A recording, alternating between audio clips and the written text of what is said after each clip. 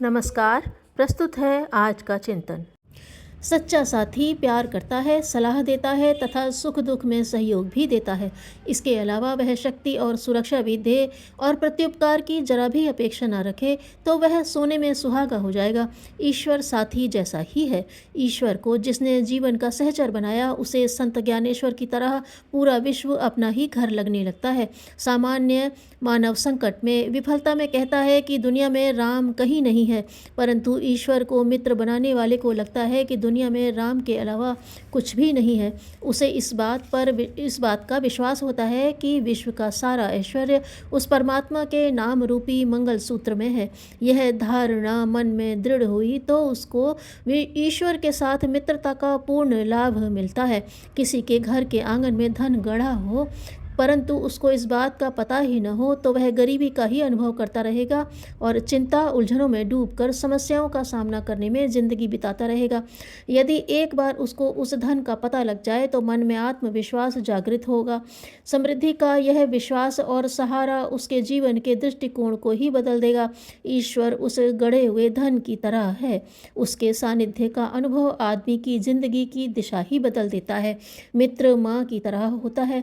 बालक के सामने से माता ओझल हुई तो वह सशंक भयभीत नजरों से इधर उधर देखता है, परंतु माता के नजदीक होने का विश्वास मन में आते ही वह प्रसन्नता से खिल उठता है, स्वयं को सुरक्षित अनुभव करने लगता है।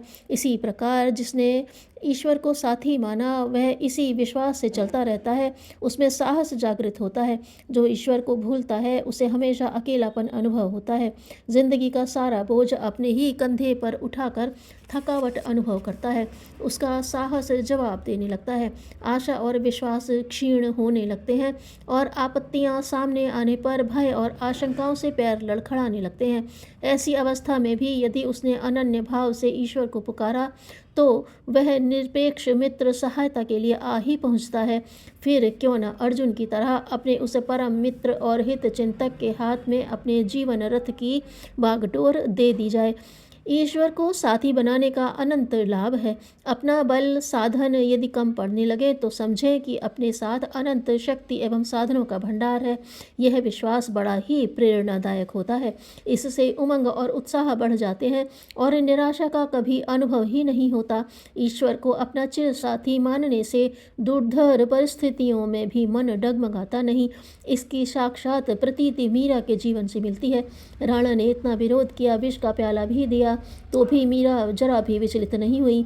जीवन एक संग्राम है और निडर होकर ही उसका डटकर सामना करना पड़ता है। यह भावना तभी दृढ़ होती है जब ईश्वर की मित्रता का मन में विश्वास होता है।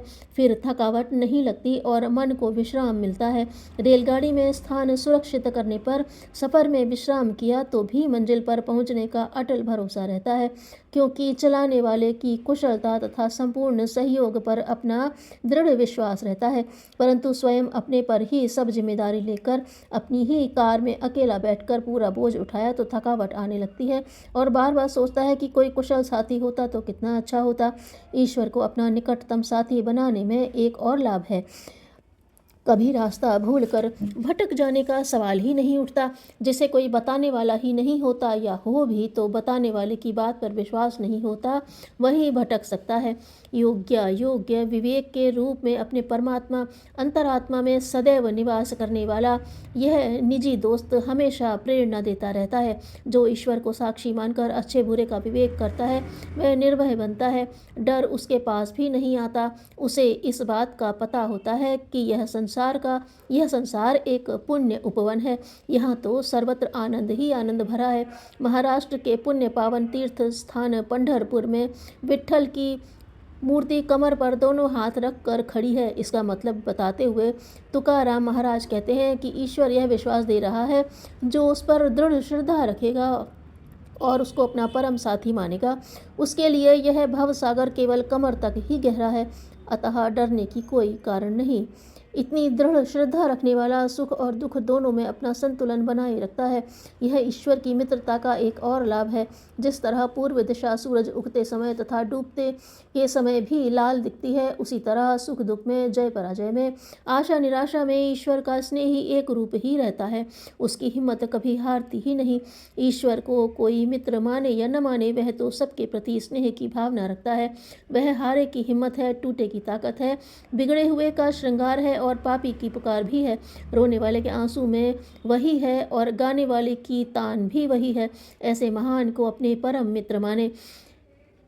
सूर्य की किरणों की तरह वह अपने जीवन में पूर्णतया छाया है। इस अनुभूति का आनंद लेने से ही उसका पता लग सकता है।